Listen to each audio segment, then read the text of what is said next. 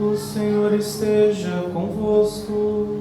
Ele está no meio de nós. Proclamação do Evangelho de Jesus Cristo segundo João. Glória a vós, Senhor. Naquele tempo houve um casamento em Caná da Galileia. A mãe de Jesus estava presente. Também Jesus e seus discípulos tinham sido convidados para o casamento. Como o vinho veio a faltar, a mãe de Jesus lhe disse: eles não têm mais vinho. Jesus respondeu-lhe: mulher, por que dizes isto a mim? Minha hora ainda não chegou. Sua mãe disse aos que estavam servindo: fazei o que ele vos disser. Estavam 6 talhas de pedra colocadas aí para a purificação que os judeus costumam fazer. Em cada uma delas cabiam mais ou menos 100 litros.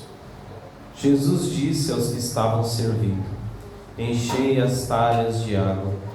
Encheram-nas até a boca. Jesus disse: agora tirai e levai ao mestre-sala. E eles levaram. O mestre-sala experimentou a água que se tinha transformado em vinho. Ele não sabia de onde vinha, mas os que estavam servindo sabiam, pois eram eles que tinham tirado a água. O mestre-sala chamou então o noivo e lhe disse: todo mundo serve primeiro o vinho melhor, e quando os convidados já estão embriagados, serve o vinho menos bom. Mas tu guardaste o vinho melhor até agora.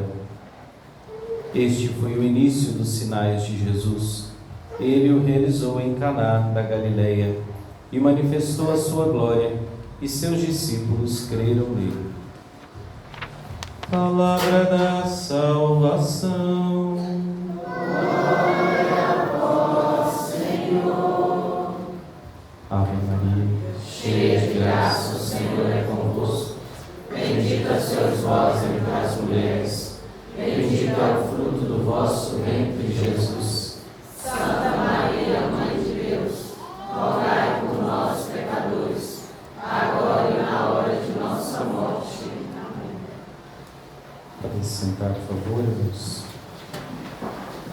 Neste dia tão especial para o nosso país, nós contemplamos a nossa grande padroeira, que foi nos dada pelo Papa como padroeira do Brasil.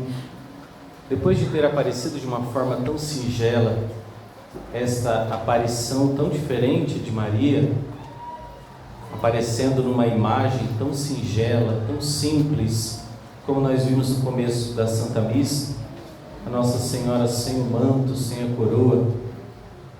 Eu me lembro que quando eu vi pela primeira vez assim, o padre foi até a imagem, tirou o manto para que eu e mais outros jovens víssemos. Eu pensava que Nossa Senhora era um triângulo, mas ela é muito bela na sua imagem tão simples. Nós vemos então neste dia também ela que é coroada, recebe um manto de rainha. Este manto e essa coroa que foram dados pela própria princesa Isabel, que era regente do Brasil naquele tempo. Nós vemos Nossa Senhora no Evangelho nos dando uma ordem. É o verbo no imperativo que ela vai dar. Ela é aquela que está organizando a festa de casamento. Ela vai dizer: fazei o que ele vos disser, com toda a segurança de quem tem fé. Então, Nossa Senhora também quer nos ensinar a termos fé. Por isso acontece esse episódio também, em 1717, do achamento da imagem de Nossa Senhora. E o primeiro milagre que acontece é que aqueles pescadores encontram o corpo de uma imagem. E por que é um milagre? Porque é uma imagem bastante pesada, pesando mais de 4 quilos somente o corpo. E o rio Paraíba, que é um rio bastante profundo, com águas muito fortes, uma correnteza muito forte. Então, mesmo que alguém tivesse jogado essa imagem, uma das possibilidades, porque uma imagem quebrada o povo costumava jogar no rio, Mas mesmo que alguém tivesse feito, e seria um milagre aqueles pescadores jogarem a rede, e a rede fica na superfície do rio, e naquela superfície eles conseguiram pegar o corpo de uma imagem. Então foram bem longe e pegaram aquela imagem, não jogaram de volta, porque no seu coração, cheio de fé, eles pensaram que pudesse ser um sinal do céu. Afinal, eles precisavam pescar peixes. E na segunda jogada da rede, quilômetros depois, no rio, eles pescam a cabeça da mesma imagem, uma pequenina cabeça. Então eles encaixam perfeitamente uma imagem que poderia, uma cabeça que poderia facilmente sair pelos buracos da rede que os pescadores jogaram. Então eles rezam a Nossa Senhora e têm esta intuição de jogar novamente as redes. E acontece um fenômeno, uma grande manifestação de um milagre da pesca milagrosa, assim como na Bíblia, assim como com os apóstolos, com Jesus ressuscitado. Jesus manda jogar a rede em tal lugar. E agora, na pessoa da sua mãe, na sua imagem, o Senhor dá também esta ordem para que eles possam ter este grande milagre da pesca. Por que é que eles pescam peixe naquele dia? Porque nós sabemos a história, o conde de Assumar, ele iria chegar naquele local. Aliás, o conde não passou rapidamente em Guaratinguetá, ele ficou por ali cerca de 15 dias, segundo constam os documentos locais. E o conde de Assumar era um homem muito religioso, muito católico. E também aqueles pescadores eram homens católicos. Por que é que um conde, um homem tão fino, pediria para a câmara ali daquela pequena cidade para comer peixe? Certamente porque era uma sexta-feira, o dia em que os católicos não comem carne vermelha, o dia em que fazemos abstinência de carne para nos lembrarmos da paixão do Senhor. E assim Nossa Senhora dá um grande sinal para o nosso povo brasileiro que nasceu nesta fé católica. Ora, meus irmãos, quando os portugueses chegaram aqui no Brasil, eles não colocaram aqui a sua bandeira, o seu mastro, eles não colocaram aqui o seu símbolo, eles colocaram aqui, primeira coisa de tudo, uma Santa Missa, no dia 22 de abril de 1500.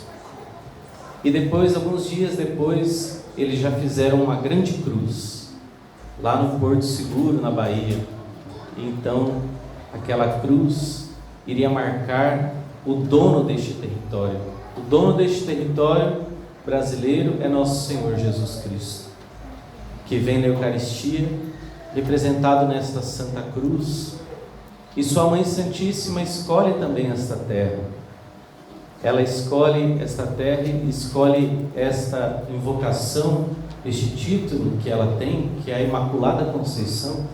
A imagem de Aparecida é a imagem da Imaculada Conceição de Maria, e era a veneração que Portugal fazia desde sempre.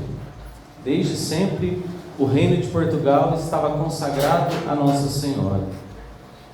E o rei de Portugal, um dos reis, fez também uma promessa de que, se ele obtivesse uma cura almejada, desejada, ele iria dar a sua coroa a Nossa Senhora.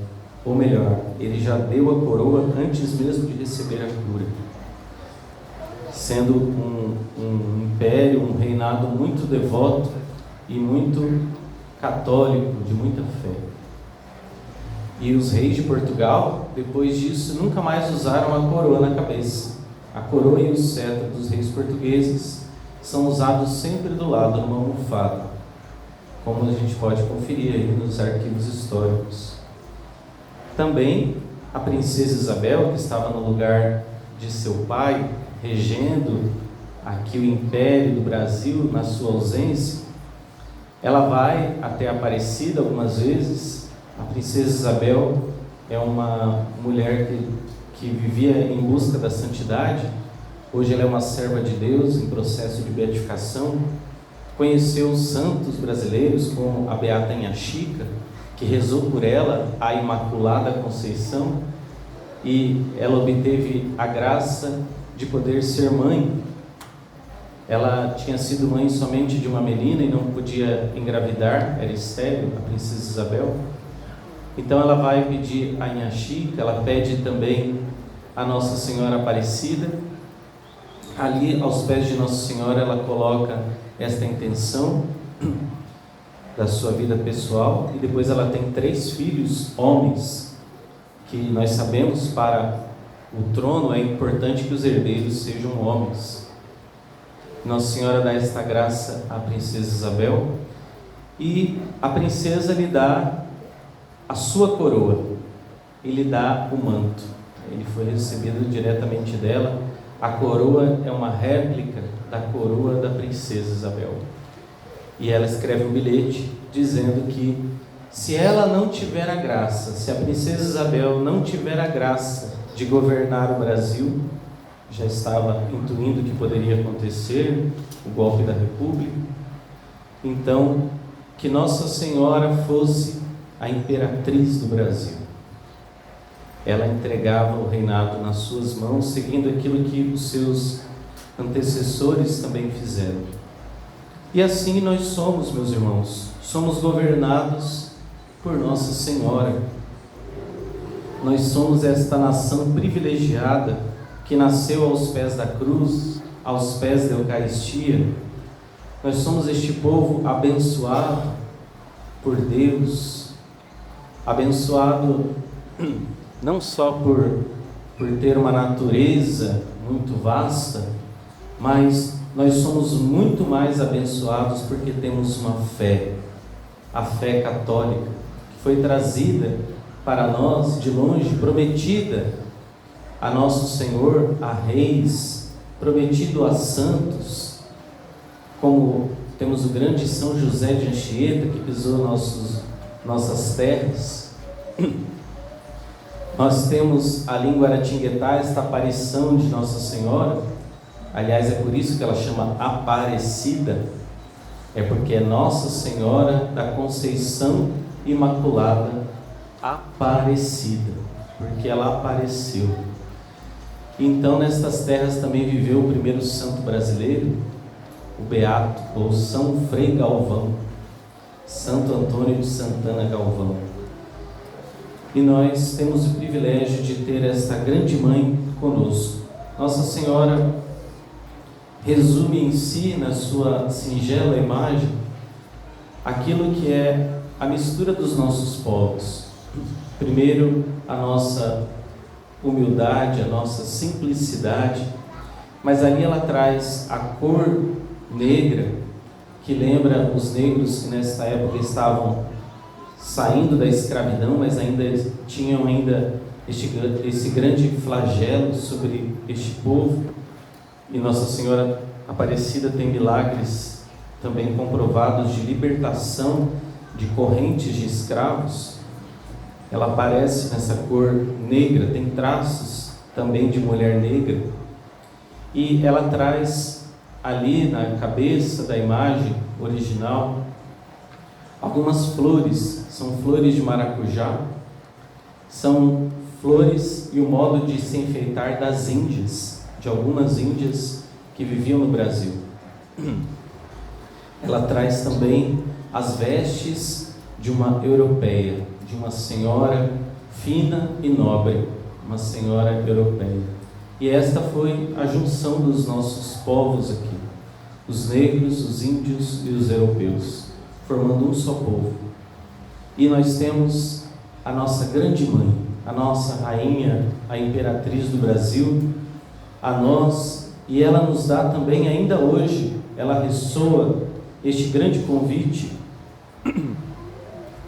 que é um imperativo, é uma ordem: fazei o que ele vos disser, fazei o que Jesus vos disser, porque a fé já está abalada, a fé já está esmorecida, a fé na igreja já começa, parece que virar como que uma poeira, mas a fé da igreja pode ser forte se nós que somos os filhos de Nossa Senhora, se nós permanecermos firmes, se nós permanecermos diante da nossa mãe, olhando para ela e vendo tudo o que ela quer nos dizer, e ouvindo o que Nossa Senhora quer nos dizer, nós vamos ouvir também o que Jesus quer nos dizer. E ela nos chama a fazer algo pela nossa salvação, fazer algo pela nossa fé. Precisamos fazer algo pela nossa igreja, cada um de nós, onde nós estamos, com a vocação que temos, somos chamados a esta grande missão de fazer aquilo que nosso Senhor quer que façamos, a sua lei, a lei do seu amor, fazermos os atos de fé, começar com coragem, fazer as pequenas coisas e depois fazer também aquilo que está ao nosso alcance, confiando sempre em Deus.